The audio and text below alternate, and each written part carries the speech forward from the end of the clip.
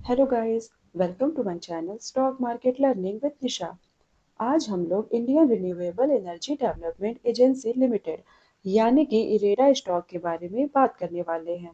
Last trading session में इरेडा का share 128.70 रुपये पर बंद हुआ है। पिछले 1 मंथ में इस स्टॉक में 27% की गिरावट हुई है और वही इस स्टॉक ने 6 मंथ में 114% का रिटर्न दिया है। लिस्टिंग के बाद यह स्टॉक 50 रुपए से बढ़ता हुआ 214.80 रुपये तक पहुंच गया है और बहुत सारे लोगों ने इस स्टॉक को 200 रुपए के लेवल पर भी बाय करा है। अब इसके बाद बात आती है कि स्टॉक को इतने ऊपर बाय करने के बाद कब तक होल्ड करें या फिर किस प्राइस पर इसको एवरेज करें या आखिर कब तक ये ऐसे ही गिरता रहेगा। आज हम इन्हीं सारे सवालों के जवाब आपको इस वीडियो से देने वाले हैं। हम सबसे पहले इरेडा की साइट को ओपन करते हैं और देखते हैं कि इरेडा आखिर करती क्या है। इरेडा के साइट को ओपन करने पर हम देख रहे हैं अबाउट सेक्शन में इरेडा का जो मेन ऑब्जेक्टिव है रिन्यूएबल एनर्जी पे काम करना। यह सारे रिन्यूएबल एनर्जी सेक्टर काम करने वाली कंपनियों और प्रोजेक्ट को फाइनेंस सपोर्ट प्रोवाइड कराना, जिसके लिए इरेडा इनको लोन प्रोवाइड कराती है। अब हम लोग फाइनेंस स्कीम में चलते हैं और यहाँ सेक्टर का ऑप्शन शो हो रहा है। यहाँ क्लिक करते हैं और देखते हैं यह किस किस सेक्टर को फाइनेंस प्रोवाइड कराती है। आप देख रहे हैं यह सारे renewable energy sector solar energy, wind energy, hydro energy, bio energy, waste to energy सारे के सारे रिन्यूएबल एनर्जी प्रोजेक्ट हैं जिसको इरेडा फाइनेंस प्रोवाइड कराती है। आप देख रहे हैं कि इसका फ्यूचर कितना ब्राइट है।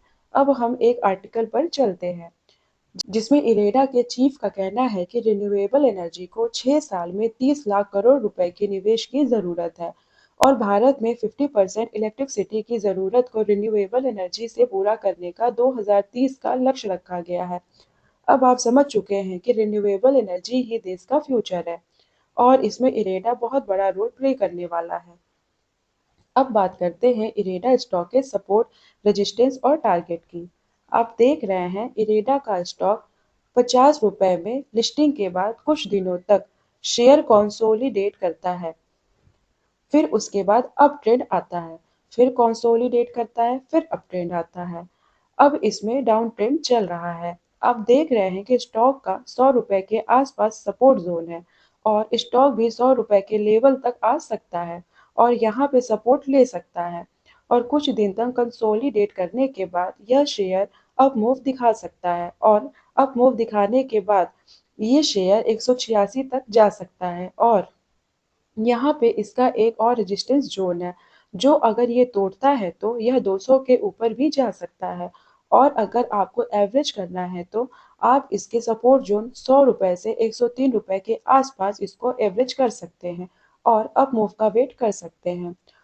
आपने अगर स्टॉक को 200 रुपए के लेवल पर बाय करा है और होल्ड करना चाहते हैं तो घबराने की ज़रूरत नहीं है। स्टॉक बहुत अच्छा है, फ्यूचर में इसका हाई ग्रोथ पॉसिबल है और यह स्टॉक फ्यूचर में 200 रुपए के लेवल से कहीं ऊपर जाने वाला है। और ये मैं यूं ही नहीं बोल रही, स्टॉक के बैलेंस शीट से आपको इसका भी अंदाजा हो जाएगा। तो चलिए चलते हैं स्टॉक के फंडामेंटल्स पर। इरेडा के स्टॉक में आप देख रहे हैं स्टॉक का मार्केट कैप 34,000 करोड़ का है। इसका ऑल टाइम हाई प्राइस 215 रुपए है। स्टॉक का पीई रेशियो 40 का है और इंडस्ट्री का पीई रेशियो 17.5 का है। अब चलते हैं प्रॉफिट एंड लॉस सेगमेंट में। प्रॉफिट एंड लॉस सेगमेंट में आप देख रहे हैं 2019 में कंपनी का प्रॉफिट 250 करोड़ का था जो बढ़ते बढ़ते अब 865 करोड़ का हो गया है। और कंपनी के बैलेंस शीट की बात करें तो कंपनी का रिजर्व 1799 करोड़ से बढ़ते बढ़ते 3651 करोड़ का हो गया है जो काफी अच्छा है। अब चलते हैं शेयर होल्डिंग पैटर्न्स पर। शेयर होल्डिंग पैटर्न्स में प्रमोटर्स के पास सबसे ज्यादा 75% की हिस्सेदारी है और डीआईज के पास 4.47% और एफआईज के पास 1.88% की हिस्सेदारी है। इसमें एफआईज और डीआईज दोनों की ही हिस्सेदारी है जो एक अच्छी बात है। अब आप समझ चुके होंगे कि इरेडा का स्टॉक फ्यूचर में कितना अच्छा है और आप इसके सपोर्ट एंड रेजिस्टेंस लेवल को भी समझ पाए होंगे। और अगर आपको ये वीडियो अच्छी लगी हो और आगे भी इसी तरह की वीडियो देखना चाहते हैं तो चैनल को लाइक सब्सक्राइब करना ना भूलें। Thank you for watching.